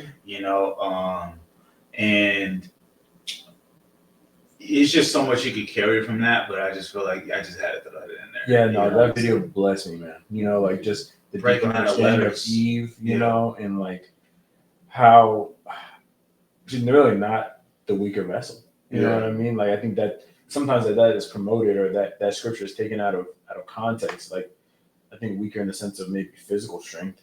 Of course, I would be fixing a tire or doing the heavy lifting, but They do have higher pain tolerance in a lot of ways, though. yeah, I don't think I can push out a baby. You know what I mean? Like what? If we put Pass a period simulator on us, like we wouldn't be able to. Yeah. Definitely not function and go everywhere you need to go. What the frick? Yeah. So I think the Most High used this analogy as well because it represents the foundation of creation.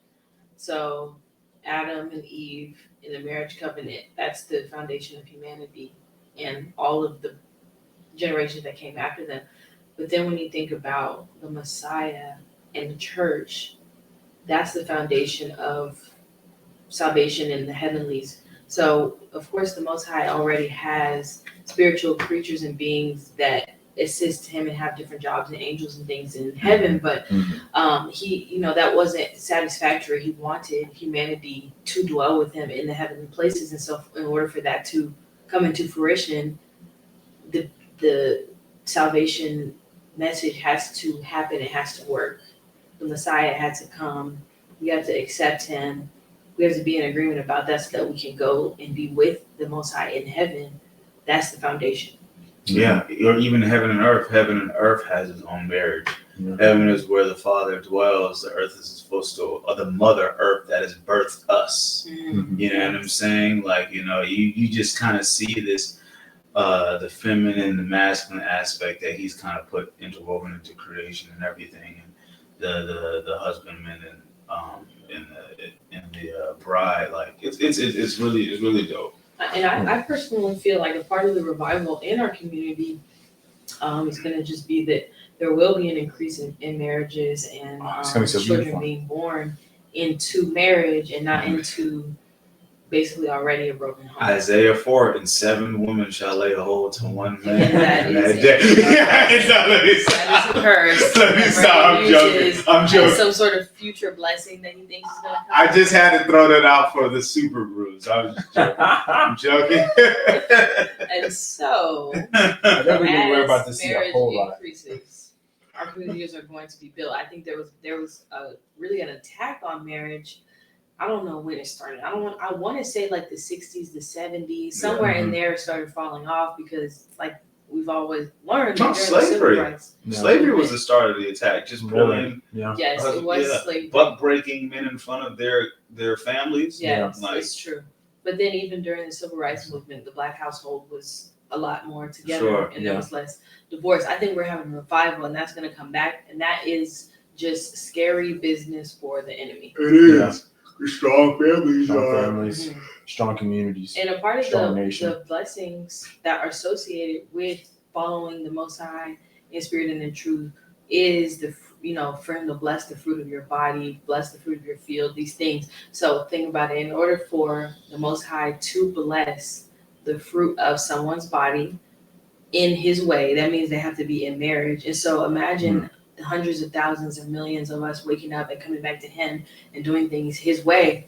He has to keep his promises. In order for him to keep his promises, that means that one has to come before the other. Mm-hmm. I know there's going to be an increase in marriage for that reason. It's already happening. And children. Yeah. There's already ladies in the congregation that are, having kids. Yeah, we found out about so many, like in the last 6 weeks. Oh yeah. Literally, I was like, the Most High is not playing about Hey, us. look, them infertility. It sounds like the infertility curses aren't reaching his kadash. Hallelujah. Yes, hallelujah. So I guess now we're at the alternative thought. Two screenshots. Oh yes. Yes. All right. So, guys, like we've said once, and we're gonna say it again, we hang out outside of the podcast. We are friends. And they're not leaving me behind. No, so that's cool too. Yeah, and we're gonna continue the podcast. But last night we went to go see the movie Him, and this is Jordan Peele's movie. And are we gonna watch the That was the trailer, yeah. Okay. Just a little refresher, and then we can react. I know y'all put some really good notes. Look at my notes. Oh my gosh.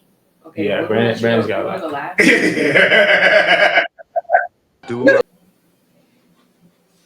React. Elijah, you first. Brandon last. Okay, 1 second. Let me get us back on the stage. So, okay. First off, I had to say some good things. Okay. Well, You go first. Okay, I'll go first. As far as movie wise, I think that I felt that the movie was good. I had heard prior to watching it a number of people saying, "Oh, I just don't get it." Me leaving the theater, confusion marks, memes, and stuff, basically saying they just didn't understand. And I felt like the movie was deep, and I understood, so therefore the movie was good. Yeah. As far as the symbolism and everything, one thing I think neither of you is going to be on your list, so I'm going to say I feel as if there's always a colorism undertone when it comes to the big Hollywood movies and these things that are meant for our people. And there was colorism undertone, like the main character being, he's like the Patrick Mahomes, where he's got, basically he has two mixed parents. Yeah.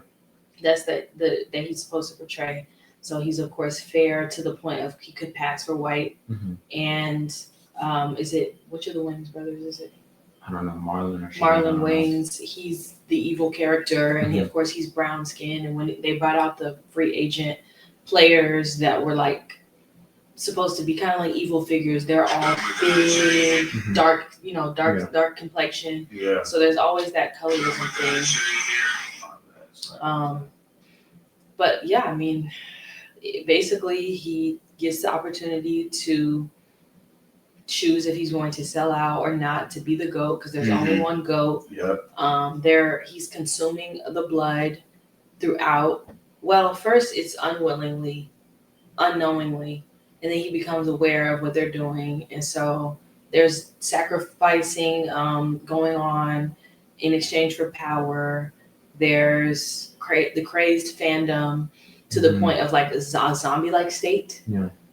There's needing to go off to a remote location in order to do these things and being. Oh, disclaimer: we're going to talk about the movie.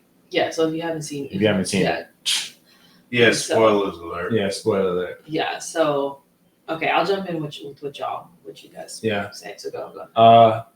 I did think it was a really well created movie. Jordan Peele, he's known for that. It makes you think. From Get Out, I mean, come on. Get Out. What was it? Nope. What was the other one? Nope. Yeah. Yeah. And the one thing that I do appreciate about Jordan Peele is that his movies always. Us. Yeah. His movies always have great soundtracks, great scores. Like it was like even when he initially went, first walked into the retreat or whatever they call it, like the remote location. Like that was a good song. They had Gucci Man, Lemonade in there. They had like multiple really good songs to help set the scene. So I did appreciate that. The movie itself was very, very deep, and there were so many symbols that I think people with their eyes halfway open or even closed couldn't notice. Like you don't even have to like. There's so many things that we picked up on. So I'll share a couple of things I want to talk about though. More so, I think what I've got came in. I think it's a movie I'm gonna have to watch again. But the meaning as to why the writers, the producers, the directors, the music studio even put it out.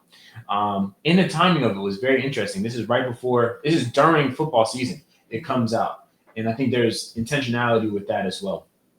But so I'm not going to really talk about the specifics of the movie. I'm just going to talk about my thoughts on it afterwards. Well, first off, the team name, Saviors. Okay, all the fans, they dress up like goats. They're bleeping, all that, yada yada yada. There's a lot of we see demons.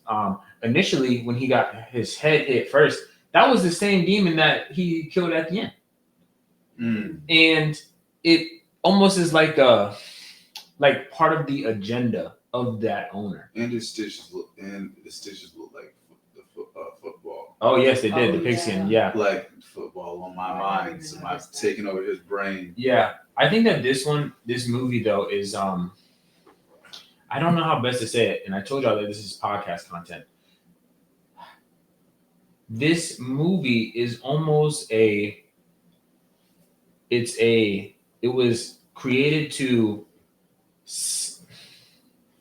almost to slap Christians in the face. Okay.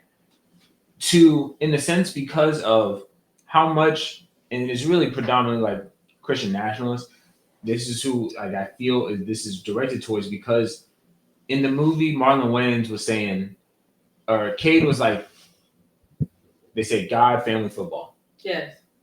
And Marlon Wayans is like football, family, God. And we see how then it's like which God? Yeah. And I just see here in the United States how Sundays are for football. Thursdays are for football. Mondays are for football. And football has become a religion for some people. Like those fans that were in the movie, there are fans that go harder than that in real life for their teams. You know what I mean? People will know more stats about a player than they do Bible verses. Christians, yes. And I feel like it was like a slap in the face because, of course, there's going to be all these content creators talking about how, it's demonic. Yes, it's demonic. But what about the religion that it is playing off of it as well? They're only talking about what is really going on and happening. Yeah, literally. So I think about that. I mean, there were so many symbols and stuff. The fans, though, like if you think about it in real life, anytime you paint your face, put on odd clothing, scream to the top of your lungs in a group with other people. So one would say that you were either possessed or doing a ritual of some sort. Yeah. But because it's football, it's not viewed that way. But the fact that you demonize that, that's what it is. Like thousands of people all screaming to the top of their lungs. They had a scene of that. In matching attire. Like when you look at football fields from a topographical point of view, they actually often look like an eye. Yeah, circular. Yeah, oval. Yeah, like an eye. That's a good point. Like the energy harvesting. I wrote that in my notes, but when Isaiah White was like, all right, well, I'm going to just go watch film. He was literally energy harvesting from all the fans screaming at the top of their lungs. And I've gone to professional football. I went to one professional football game, and the roar of the crowd is crazy.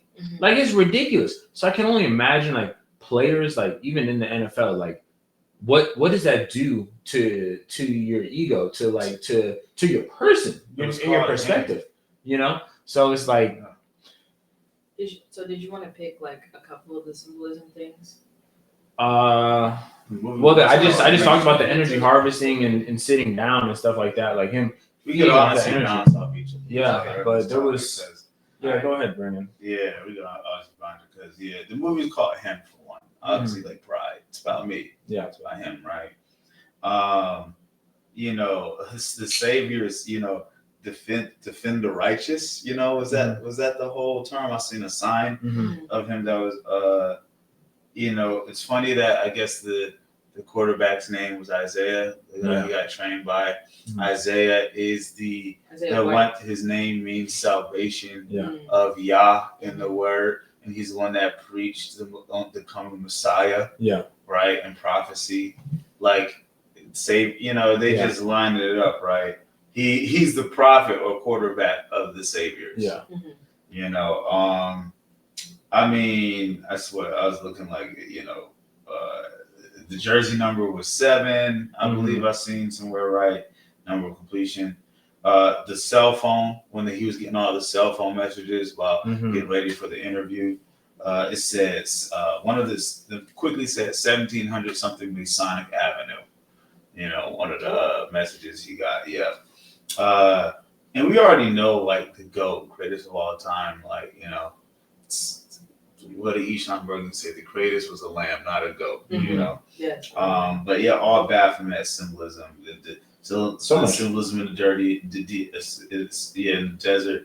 There was a sign that said deity sign when they pulled up in the desert.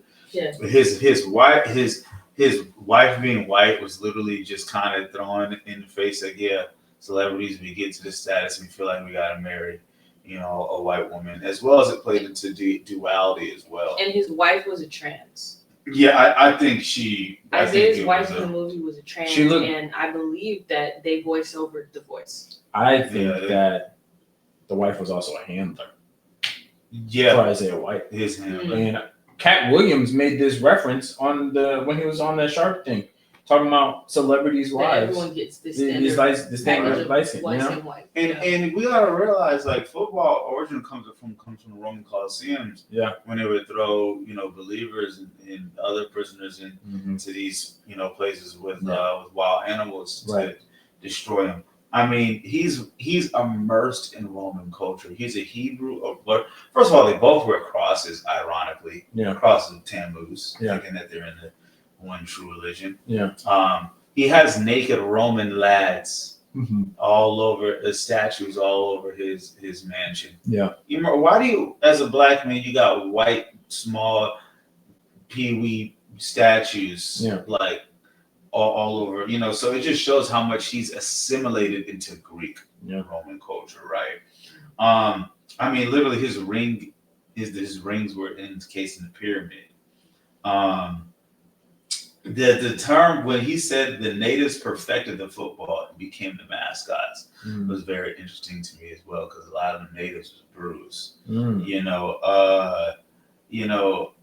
when he was getting measured up, like they emphasize how this is like slave auction block. Right? And that's something that's been, I'm not gonna say that's a revelation that I've heard before, even before this movie. But like Colin Kaepernick touched on it on one of his shows, or he did a show on Netflix, and he was talking about how there's a similarities between NFL players and slave auctions, and it's very real, very real. Yeah, I can imagine getting up there naked and people would just all that. It's just mad crazy. Yeah, the wife is also a pleasure harlot, like you know, which is just showing kind of the Greek, you know, ritualistic, you know, situation. He might have consummated with her, you know, and didn't know it. They kept taking his blood. Yeah. Which is, your blood symbolizes your soul. The word says the soul of a being is in the blood. So like, it's like they were harvesting his soul over time, continuously to take his blood. And put the blood of the current goat into him. You know, which he didn't even realize. And then they at the end we learned that it stemmed from the first guy.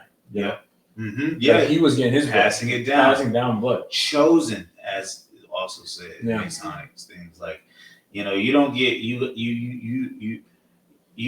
don't really choose the situation. You have a thing and they choose you, right? The bathtub is like Masonic rebirth, baptism, rebirth ritual, you know, symbolism right there. You know, the man throws up after that part, right, in the desert, which symbolizes demonic possession. You know, when you're getting a demon exercise out of you, usually throw up afterwards. That happens a lot, like a yellow or green bile. I think green is actually one of the most, you know, things. And then he has a possession, and then it's right before a death vision that he has. He keeps having visualizing himself being killed. So it's just showing how when you are so idolizing something so hard, how these idols that you're putting over the Most High can cause demonic torture and possession. Like you're making this your life. You know what I mean? I felt like the tunnel early on in the movie, in the scene where the guy, he looked like kind of demonic, but he was like a crazy man. Came over and he like signed his forehead. I felt like that was him entering into an agreement at that point, because then there was continued other demonic experiences that he had after that. Yep. Honestly, I've got so many notes in here. It's really kind of like, because I saw how this all happened in steps. I mean, his agent in white wearing the cultic symbolisms. Then his agent was sacrificed. And then after certain parts, they showed them like these transparent skeleton looking views, like symbolizing just dead people, just going after dead things. Don't be eating swine, dadgummit, okay, as well. You know, but yeah, it's so much I keep going into. But you know, y'all saw how many the jersey number they kept showing when they were in the red room, the 31. That's one of the highest degrees of masonry. And then they had the pentagram. You know, well, you were saying the 31st degree is when you first learned that masonry is all about Lucifer. Right. Lucifer, so. And that was so that he had a like 31st degree moment when he was in the room, when he was talking to Isaiah, and now he's actually saying the unsaid. Because prior to that, he was just like, "This is weird. This is off. What happened? And why did it's crazy we had to like kill that lady." But then that was the moment in time where he's like, you've been injecting me with blood, and you've like it was like the coming into the knowledge of what was going on. He was graduating. He's graduating, yes. Then yeah. after that is when he goes through the tunnel. And so also I feel as if a lot of times the narrative is trying to do a copycat of the Messiah and him coming and him being the chosen one, but it's kind of like what the what is said in the word when it's like, how can a demon cast a demon out? Like they're basically saying that he's able to cast out a demon or beat a demon, even though he himself is that. Mm-hmm. Yeah, and that's the lie of the end of the movie. Mm-hmm. Is like he didn't overcome none of this by the blood of Yeshua Mashiach. Right. It was by his own power. Yeah, cool. Okay. Oh, he fought them and he killed the elites and blah blah blah. I mean, obviously they got to make it look like, well, the good guy wins. But to be honest, most people who are in there can't lead. And honestly, the whole thing of Isaiah having fear of somebody taking the spot and how his time is up, that goes into like a lot of the people who become the biggest in the world. Mm-hmm. LeBron James, Bishop, I forget his name. Bishop came out and was talking about how LeBron James wants to play for so long because he knows that either he has to die or somebody close to him has to die once he retires. I forgot his name. Sheesh. Is it Long? He did that podcast that talking about the assassination of Kobe Bryant. Yeah, he talks a lot about these things, but yeah, it's that's why he want to keep playing. Yeah. And they showed that in this movie too. That's interesting because you gotta pay up. Yeah, he's pretty old, but I thought that was a front thing that they collected. Maybe that he has a different contract. I'm pretty sure. See what Dwayne Wade did. Yeah. Oh, they also sacrificed had him. His son. Was basically on auction when he went to that party, and he's sitting around the table with all of the richer old men. They're dressed up in the suits. He was moving up a degree for the contract. Yeah. Yeah. So then he drinks his drink. He starts feeling some type of way, and they're looking at him like. And they sacrifice. Right. They sacrificed his manager, his agent. Yeah.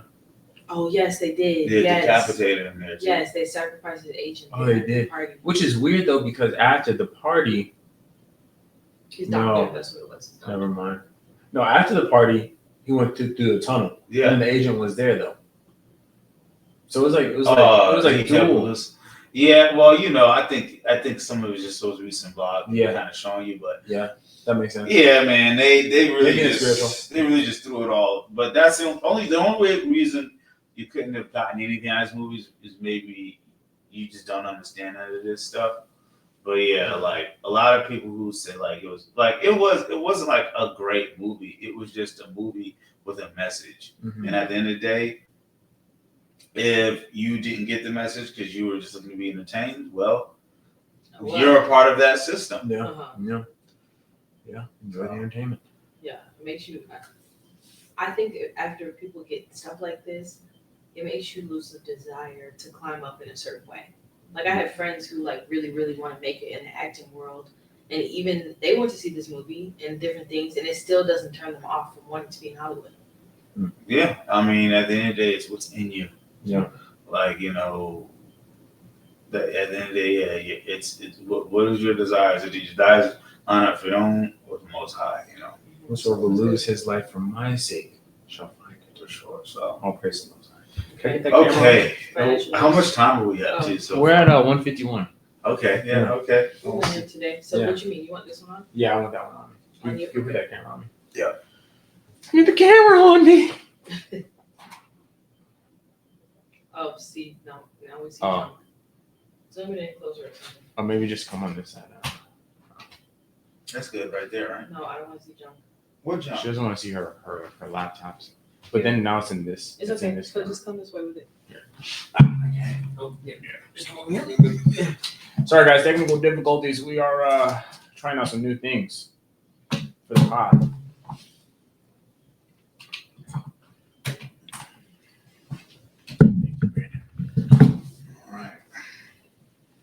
Oh, yeah, there's a little menorah in there. You want to be in my shot district? No.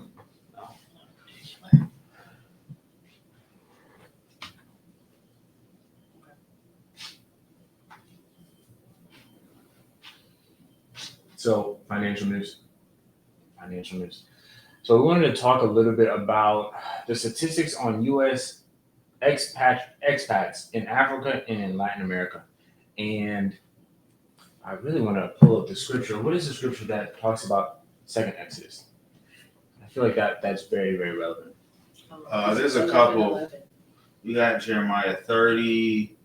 There's Isaiah, Okay. The one in Jeremiah, but let me touch on this here in the this excerpt comes from Wikipedia, and this is basically a lot of Negro Americans are moving to Africa and Latin America. So we see that Ghana and Kenya are the most prominent destinations for Black American expats in recent years. Ghana has over 10,000 residents in Accra. Kenya has a relocation service company report a growing number of Black American clients moving to cities like Nairobi. And it mentions how they're trying to escape systematic racism and seek better economic opportunities. That's something that we noticed while we were in Kenya, how the dollar goes so much further. Mm-hmm. I bet that there's a large amount of Black Americans that are working age that are moving to South Africa as well. Latin America is another place.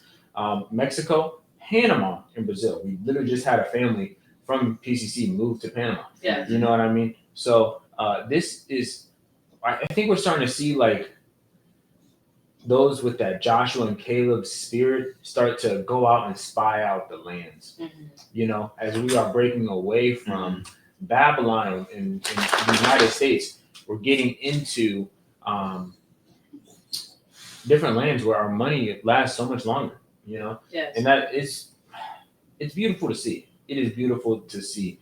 And these lands like Ghana, Kenya, South Africa are abundant in resources and have the ability for whole communities to be built and to be sustainable and not to have to deal with the inflation, the oppressiveness, you know, that's here in the United States. So that's our financial news. I wanted to read one statistic I thought was interesting. Yes. So it says that there is an African American community of nearly 10,000 residents that are concentrated in a certain area of Ghana called Accra. Accra, okay. And it says that the group primarily consists of individuals that are on work permits, some on permanent residency, and that Ghana's Year of Return initiative in 2019 granted citizenship to hundreds of Black Americans and Caribbeans. And so that just shows you that some people are moving on this wave. All of it is not necessarily based in their faith, but it's just something that's in the atmosphere. Yeah. Mm-hmm. It's exciting times that we're living in. Very, very exciting. So I think the one thing that's good to do is not be so tied down to the United States. Yeah. We're becoming, there was just the Global Citizen Festival. You know what I mean? Yeah. Like literally in New York. One World Order Festival, baby. Yeah, literally. So us as Negroes, I don't think we should just be so tied to a land that has oppressed us for hundreds of years. You know what I mean? That were brought here for slavery. So have a mind willing to go where he wants us to go, like Jonah, you know? Yeah. Well, we did it. We did that. What an episode. Woo!